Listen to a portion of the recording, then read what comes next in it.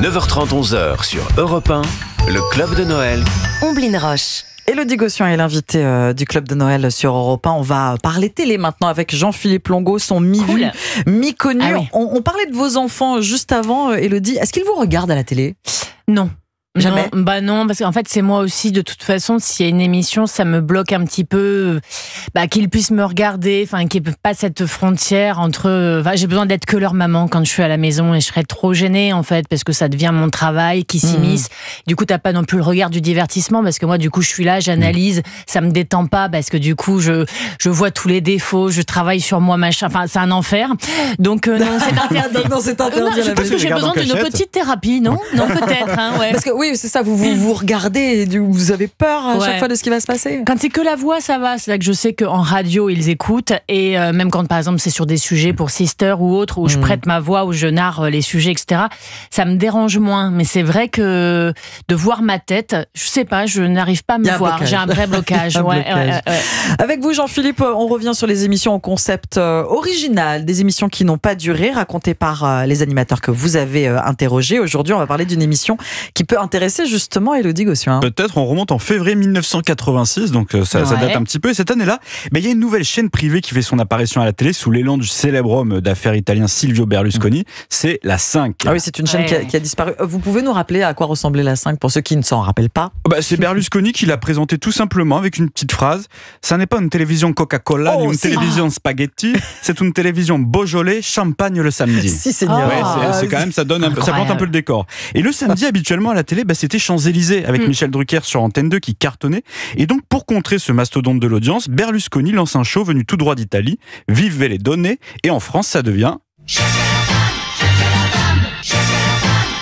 Ce générique pas du tout redondant. Cherchez la femme. Et Cherchez la femme, ça arrive en 86 sur la 5.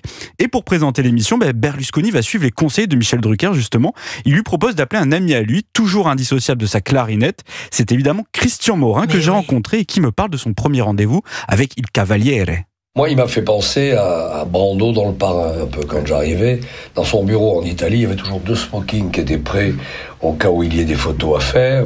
Il avait cette envie de réussite, de faire une chaîne de télévision en France. Et la rencontre avec Berlusconi a été ça. Vous êtes une vedette pour l'instant, mais je vais faire de vous une star.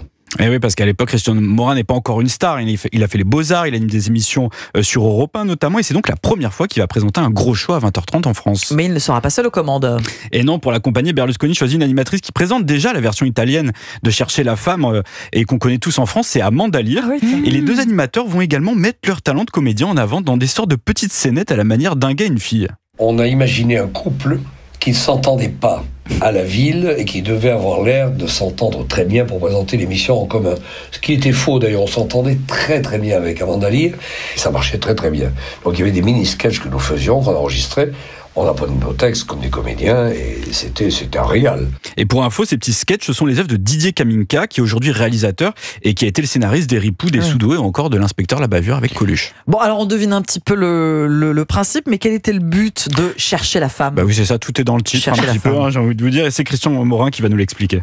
Le concept, c'est très simple. Il y avait plusieurs femmes qui avaient des exercices d'interview à faire. Par exemple, un jeu de comédie ou des prestations. Elles étaient sélectionnées, bien sûr, avant de faire toutes ces prestations. Elles arrivaient en Italie et le public votait par téléphone pour celle qui avait réussi le mieux la prestation. Donc c'était une espèce d'élimination. Et parmi ces prestations, alors il y avait des caméras cachées, il y avait des démos de danse ou de comédie, et plus étonnant, il y avait un débat organisé en plateau entre 2 candidates sur une question à chaque fois bien spécifique. Pour la première, c'était pour ou contre la femme au foyer. Notre époque, 86. Et parmi les prétendantes au titre, on reconnaît même la jeune Karine Viard. C'est l'une de ses premières télés, mais elle n'a pas atteint la finale qui lui aurait permis de remporter tout de même un collier Cartier d'une valeur de 100 000 francs. Ah oui, il y avait des beaux cadeaux, s'il vous plaît. Est-ce que ce duo Amanda Lear, Christian Morin va s'installer dans la durée ? Non, pas vraiment. Alors déjà, il faut savoir qu'à l'origine, c'est Alain Delon qui devait co-présenter cette émission avec Christian Morin une fois par mois. Et ça ne s'est pas fait finalement, mais l'acteur a tout de même donné un précieux conseil à Christian Morin. Il m'a dit, je te mets en garde, ne signe que pour 6 mois sur cette émission. Ah, je lui dis, bon, écoute, je te fais confiance. Je lui dis pourquoi. Il me dit, parce que quand ils vont s'installer en France, il va y avoir des gros problèmes. Ça ne durera pas très longtemps. J'en mettrai ma main au feu. Il me dit, il y a trop de politique. Et il avait du pif. En tous les cas, il ne s'est pas trompé. Eh oui, c'était pas trompé, puisqu'après 18 émissions, Christian Morin arrête Chercher la femme et quitte la chaîne pour TF1, où il va animer La roue de la fortune. Bien sûr. Mais Chercher la femme a peut-être donné certaines idées aux producteurs, puisque 6 mois seulement après l'arrêt de l'émission, Guy Lux présente sur FR3 un tout nouveau show dans lequel on cherche aussi la femme. C'est la toute première élection de Miss France qui arrive, et ça n'a pas vraiment étonné Christian Morin. Quand on a fait les émissions en Italie, on était critiqués. Les paillettes, les nanas, les cuisses, les danseuses, les ballets, etc., etc.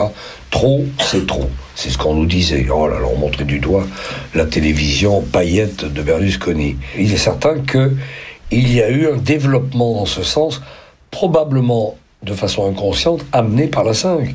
Et puis on s'est aperçu, au bout du compte, que ça n'était pas si grave que cela. Et c'est donc désormais sur TF1 depuis 30 ans que l'on cherche la femme chaque année dans un programme qui rassemble toujours autant les Français. Et quant à Christian Morin, il a mis la télé de côté et on peut le retrouver désormais en librairie avec des anecdotes passionnantes sur la musique classique et sa passion. Oui, parce qu'effectivement, c'est un joueur de clarinette extrêmement talentueux. Merci beaucoup. Jean-Philippe, dire quand même que Christian Morin sera l'invité de l'émission Signé Europe 1 de Jean-Luc Lemoyne mercredi prochain à l'occasion des 70 ans d'Europe 1, parce que le 1er janvier 2025, Europe 1 aura exactement 70 ans. Rendez-vous de 16h à 18h.